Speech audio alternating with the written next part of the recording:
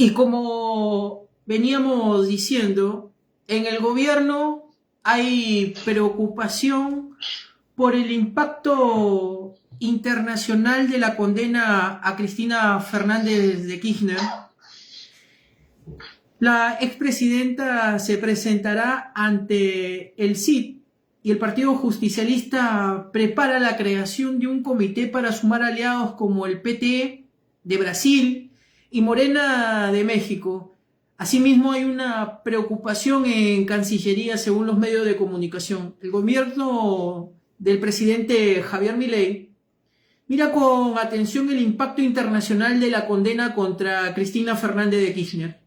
Con la confirmación de la Corte Suprema, la estrategia de la ex presidente y ex vicepresidenta pasará por la presión internacional a través de la sumatoria de los apoyos políticos como el de Claudia Sheinbaum y de Lula y la Corte Interamericana de Derechos Humanos. Sheinbaum incluso le pidió a su Cancillería, o sea, me refiero a la Cancillería mexicana, analice la posibilidad de un repudio a la condena en conjunto con el gobierno de Lula y del colombiano Gustavo Petro, un diplomático muy cercano a la administración libertaria, o sea, me refiero a la administración del actual presidente napoleónico Javier Milei, que le gusta viajar por todas partes, menos hacer o recorrer lo que es la República Argentina.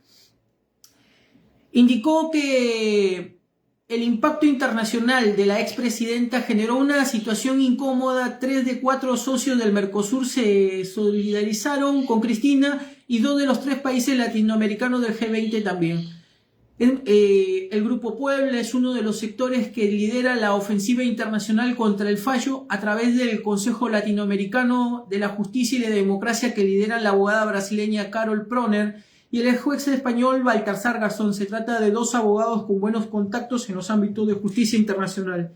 El Grupo Puebla cree que el avance de Donald Trump y Milei sobre Cristina es evidente, bochornoso e ilegal, y por decisión es presentarse, y por eso es la decisión de presentarse ante lo que es la Corte Interamericana de Derechos Humanos.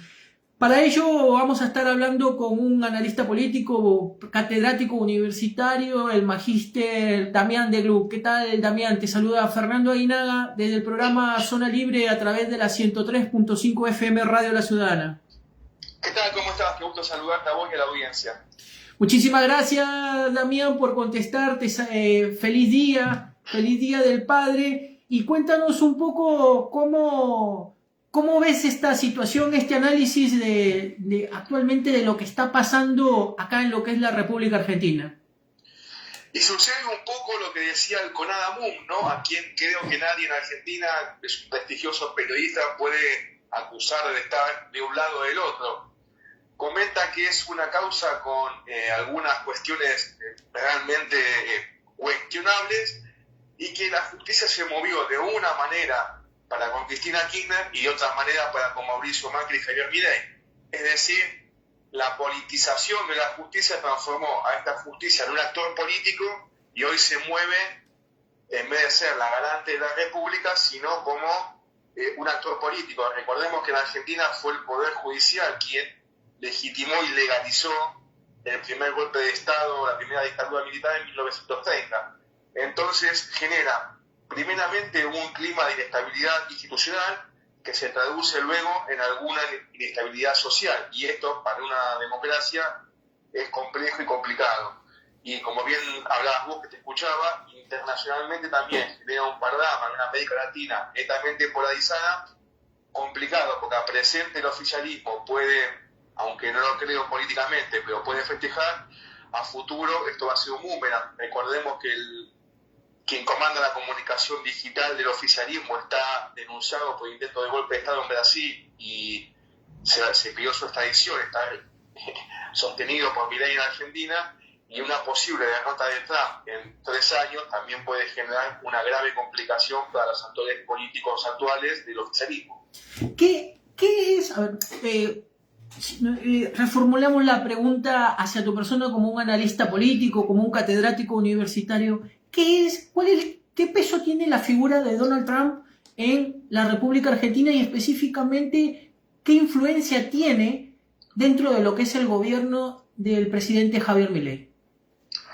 Dentro de la República Argentina, para la opinión pública, Trump fue un fenómeno. En su primer mandato, para mí, muy estudiado desde el individual y sumamente interesante. Ahora es un fenómeno que comienza, y me desdigo de lo que venía diciendo hace años, a agotarse un poco. En la Argentina hay una visión negativa de Estados Unidos, casi del 60% históricamente, y aquel pequeño porcentaje de clase media alta y alta que admira o quiere ser parte de Estados Unidos, está trabajando sus complejos psicológicos, entonces en psicología política, sus represiones, proyectando a querer ser como Estados Unidos. Y eso es algo que le pasa y se traslada mucho en el gobierno de Javier Milei. Si vos perfilás los personajes, Fernando Iglesias, Diego Recalde, los tuiteros, es toda gente que comparte características, que no han tenido grandes éxitos en su vida personal, no han tenido grandes éxitos, llamémosle académicos, y quieren ser parte de un imperio que, siendo sinceros, Argentina no es determinante en el escenario mundial. Argentina no tiene nada que el escenario mundial pretenda, ni es una potencia, ni es simplemente quizás un aliado en el Cono Sur hoy para Trump, para frenar un poco a la incidencia de China, que había logrado muy buena penetración en África y en América Latina. No es mucho más que eso. En el fundamentalismo de Javier Milei, y sobre todo su intento, su sueño de ser un personaje internacional, se alinea a Trump, porque de última fue la única cuestión que le quedó para el Fondo Monetario Internacional, para esos salvatajes que buscan cada 6 meses en materia económica.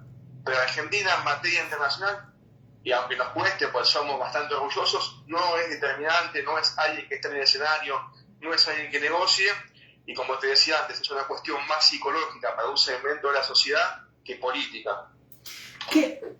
Me hablabas de personajes periféricos, tanto de la política como del mundo académico, los que rodean actualmente al presidente Javier Milei. Según tu análisis y como un hombre catedrático universitario, ¿es Javier Milei un erudito de lo que es la economía actualmente? ¿Es reconocido en el mundo académico como uno de los economistas más prestigiosos o prestigiosos que pudieron haber dentro de la economía en la República Argentina?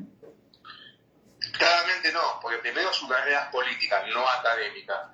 Y él intenta darse un corte académico, pero no quiero ser malo, cuando vos ves su desarrollo académico no tiene ningún hito, no tiene papers que han sido en el mundo universitario de fuerte impacto. Tiene sus libros con Giacomini que tienen más cuestión de comerciales, de libros como, si querés, periodísticos como lo de Majul, que libros económicos en el mundo moderno.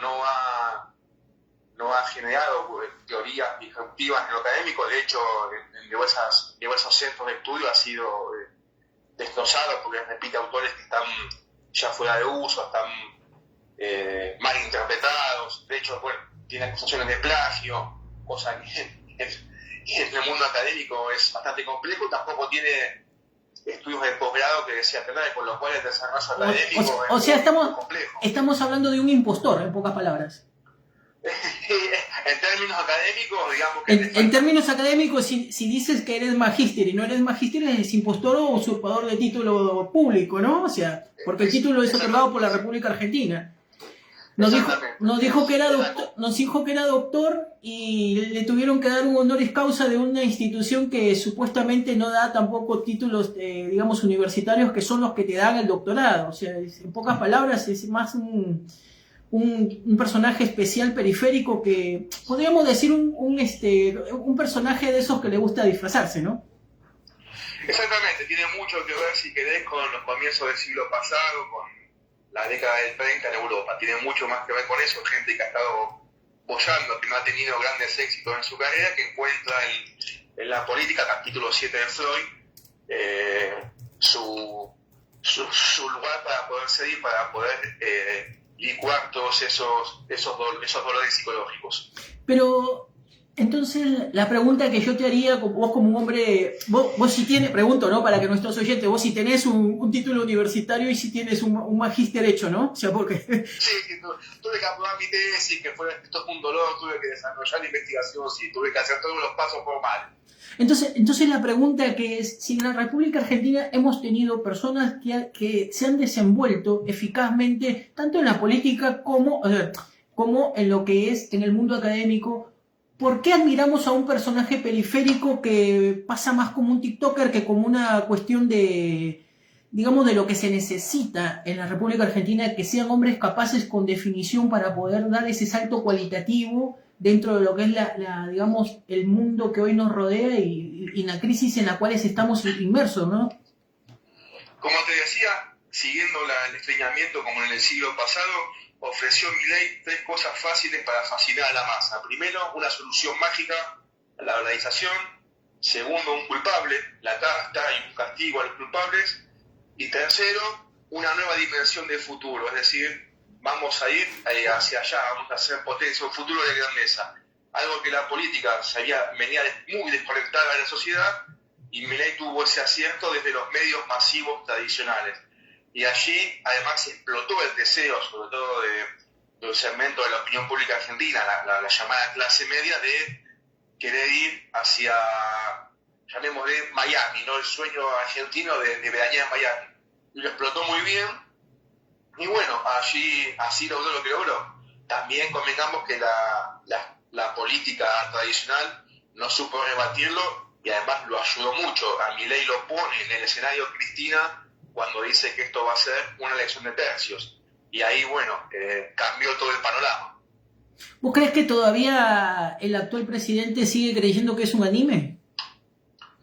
Sí, yo creo que sí, y además cuando haces investigaciones es muy interesante que la gente que lo apoya ahora se encuentra muy mal o tiene beneficios que critica, pero necesita que esa creencia que depositó tenga algún éxito. Es como que está intentando salvar el matrimonio, llamémosle.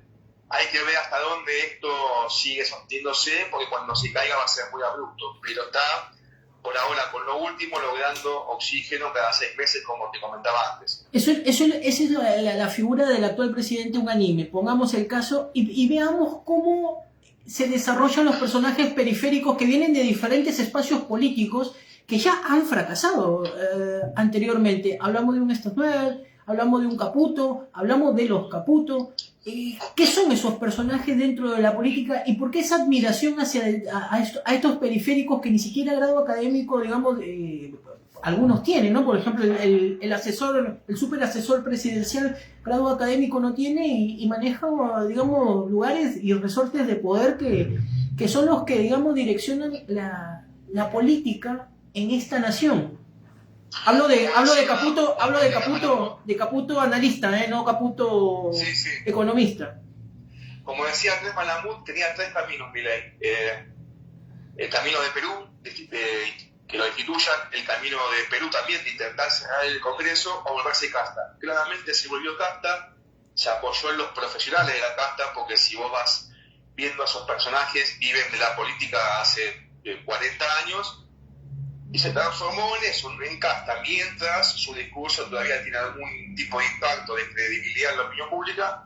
Él se transformó en casta para poder subsistir e intentar proyectarse en el tiempo, como bien decía vos, personas que se encontraron de repente de canillita a campeón, como decimos aquí en Argentina, y bueno, y ahora intentan disfrutar todo aquello que criticaban y se quejaban. Es un liderazgo en ese sentido muy similar al kirchnerismo puro, personas que de otra manera hubieran estado sumidas en la mediocridad se encuentran con lugares de alto poder y los usufructúan. Hace un tiempo atrás, los detractores del gobierno actual hablaban de una psiquis del presidente, de hablar con los perros, de hablar con los muertos, de jugar al tarot, de tirarse las cartas para ver quiénes son. O sea, hablo específicamente de la jefecita, como él dice, ¿no? Que le gusta el tarot.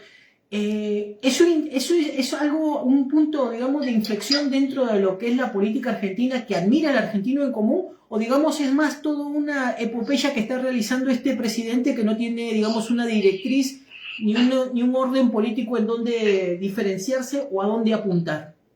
Esto ya pasó, como te decía, en el siglo pasado con otros liderazgos y fue estudiado de Freud hasta Carl Jung y otros, William Reich, por ejemplo. Lo que hay es un componente místico y sexual que ha tenido impacto en la masa, en la opinión pública como masa. Lo interesante es que esto fue en la era digital, que supuestamente no podía pasar.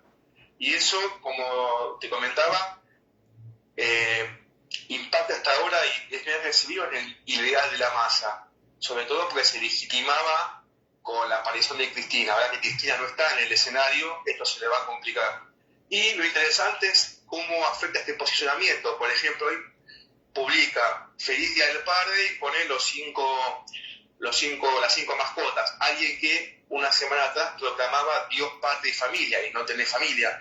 Estos elementos disruptivos van a comenzar a afectar su posicionamiento en tanto y en cuanto la economía siga ahí en un equilibrio muy, muy frágil y el liderazgo empiece a despecharse. El tema hasta ahora es que la oposición lo ayuda más de lo que lo interpela, pero su liderazgo está, para mí, en breve comenzando a patinar, como decimos, porque estás afectando tu propio posicionamiento. Vos no podés hablar de Dios, patria y familia sin tener familia, salvo que operes psicológicamente como Hitler. No estoy enamorado de Alemania y mi esposa es Alemania y yo vivo Alemania grande. Y eso dura hasta la amenaza de un enemigo externo, hasta la amenaza de un conflicto. Luego la desilusión es tan grande que el golpe es profundo. Previo a las elecciones de Javier Milei, además de que se cosechó en ese momento una serie de críticas en la Argentina, también se hizo en el mundo. A la hora de la lista de las personas que lo criticaron se sumó un periodista de los Países Bajos que en su programa lo tildó al líder de la Libertad Avanza como un loco suelto disfrazado de superhéroe. El conductor en cuestión, estamos hablando de Arjen Lubach, quien conduce el Late Night Show Abortion, algo así, está medio complejo en la televisión pública neerlandesa, y le dedicó un segmento exclusivo al actual presidente, y dijo textualmente, preguntándose por qué alguien votaría por este loco. ¿Vos crees que actualmente, es noticia, aclaro, no lo estoy diciendo yo, sino es noticia, lo pueden googlear y verlo? Entonces la pregunta es, ¿vos crees que el presidente actualmente se disfraza de un superhéroe, o la sociedad en su conjunto está un poco consternada en el contexto de que no hay una oposición o no hay candidatos que puedan, digamos, sacarnos del embrollo en el cual nos sumergieron durante muchísimos años los diferentes espacios políticos que han gobernado esta nación? Totalmente, y esto es psicología de las masas básica, de la era de las masas, como insisto, del siglo pasado. Se puso en el rol del héroe, el mito del héroe o el padre freudiano, y en esa sobreactuación constante él es el héroe que nos va a llevar a cruzar el desierto, a dividir las aguas, a ese misticismo que también vos comentabas antes. Hay un librito, El mito del héroe, que es muy interesante, que genera eso, el Padre Salvador que nos dará a todos un rumbo, en nombre del Padre, del Hijo y del Espíritu Santo. O sea, va por ese lado. Ahora bien, como te decía, cuando comienzan a cortarse esos nexos al no haber éxitos concretos y empieza un poco los enojos, la rebeldía, ese malestar que nos decía Freud en la cultura, que por ahora el crédito que tiene es haber intentado quebrar la casta antigua, haber peleado con el kirchnerismo, que es lo que lo sostiene, pero ya, y las elecciones lo han demostrado, el apoyo masivo, el mejor gobierno de la historia, lo mejor del mundo, no parece estar pasando. Es simplemente, bueno, sostengamos esto, que lo otro es peor. No hay mucho más que eso por ahora en la opinión pública investigada, y él intenta sí ir claramente, como decís vos, por ese lado, por el liderazgo mítico, el héroe, la fantasía de película de las leyendas de la antigüedad, tal cual es taxativo, pero bueno, el éxito hasta ahora parece ser relativo. ¿Cómo vos que estás en también una encuestadora, cómo vienen las encuestas actualmente en la República Argentina con respecto al gobierno y a la oposición? ¿Qué se viene perfilando en ese aspecto? Hay una sociedad que sigue netamente polarizada. La cuestión es que el gobierno mantiene un 40% de aprobación, pero no hay nada enfrente que aglutine hasta ahora algún tipo de oposición. Y esa es la ventaja que tiene el oficialismo, que con algunas equivocaciones fuertes, como el Hospital Gana, como la universidad pública, hace que a veces su aprobación caiga bastante fuerte, y en algunos momentos de estabilidad logre recuperar un par de puntos. La cuestión es que hoy, más allá de la inflación, es el día a día. ¿Cuánto me alcanza mi dinero? Si hoy mi dinero me rinde menos, por más que no haya inflación, yo me quedo afuera del sistema. Entonces hoy el apoyo está en la clase media alta, que desea hacer, y comienza a caer el apoyo a las clases populares, como se vio en la elección de capital, por el hecho de que el dinero no alcanza. Hoy está con un 40%, como te decía, cautivo, y una polarización bastante fuerte que hasta ahora enfrente no hay quien la capitalice. Damián, te agradezco el haberme permitido poderte sacar al aire, y feliz día y que lo pases bonito, y que el miércoles vamos a estar hablando contigo sobre Latinoamérica y las economías, y también, ¿por qué no?, el tema, ¿cómo ves vos las elecciones que se avecinan en los países latinoamericanos? ¿Te parece? Totalmente, ha sido un gusto, bueno, y feliz día a todos los papás de allí, de la zona y de la audiencia. Muchísimas gracias. Estuvimos hablando con el magíster Damián del Blue, el cual nos estuvo comentando sobre los hechos y los sucesos de cómo se ven actualmente en lo que es la República Argentina. Pero acá, en una de las noticias que vemos es ¿quién gana con la condena de Cristina Fernández de Kirchner, o quién gana con lo que es Cristina presa? La prudencia de lo que tuvo La Libertad Avanza y Unión por la Patria rompió puentes con el gobierno, y la aplicación de la Corte en agenda y sobre todo una coalición opositora sigue a paso lento. Es como la ratificación de una condena de Cristina Fernández de Kirchner a 6 años de prisión nos mostró ganadores en un Congreso que se convertirá en pronto en un campo de batalla. La decisión de la Corte Suprema se notó que no formaba parte de la estrategia de los principales actores electorales de este año, y que ahora deberán barajar y dar de nuevo. Es así como los resabios de Juntos por el Cambio, que persisten en un minúsculo bloque, que cada vez se dividen y tratan de seguir estando cerca del fueguito del poder. La Unión Cívica Radical y la Coalición Cívica comunicaron su satisfacción por la decisión del máximo tribunal, pero tampoco hubo declaraciones pomposas ni eventos rituales, como sí lo hubieron en ocasiones anteriores, por la sencilla razón que la prisión de Cristina Fernández de Kirchner no les aporta a esos espacios mejores perspectivas electorales. Dependen de un salvataje de La Libertad Avanza para evitar sus muertes. Es así como el descreimiento en la capital federal en la elección de lo que es la ciudad autónoma de Buenos Aires, en donde el 50% de la población no creyó ni en La Libertad Avanza, ni en Unión por la Patria, ni en ninguno de los candidatos que se presentaron. Sin embargo, el otro 50%, del otro 50% sí politizado, sí partidizado, ganó La Libertad Avanza con un porcentaje ínfimo, siendo gobierno y habiendo jugado Javier Milei en la capital federal muchísimas veces. No sacó, digamos, la cantidad de votos que tendría que haber sacado. Quedó segundo Unión por la Patria, y tercero lo que es, digamos, el resabio de lo que es el PRO. Entonces ahí nos damos cuenta que una parte de la sociedad ya no cree en estos actores políticos, en estos veletas que hoy votan por un determinado espacio, pero que están en contra de todo. Y hay otro espacio que no cree en nada. Los veletas de siempre tratan de dibujarse y posicionarse de acuerdo al espacio que les venga dando, digamos, ese fueguito, ese beneficio que te da estar cerca del poder. Podrán coincidir o no con este análisis, pero analicen. En las elecciones previas al gobierno del superhéroe actual gobernante, Patricia, Mauricio y todos los que eran del PRO lo denostaron al actual presidente con todos los adjetivos calificativos que podrían haber. Si tuvieran un poco de dignidad política, no se hubiesen sumado a ese espacio. Pero como se quedaron fuera de todo y no tienen otro espacio en donde poder seguir subsistiendo, se convirtieron en parte de, a costa de todo.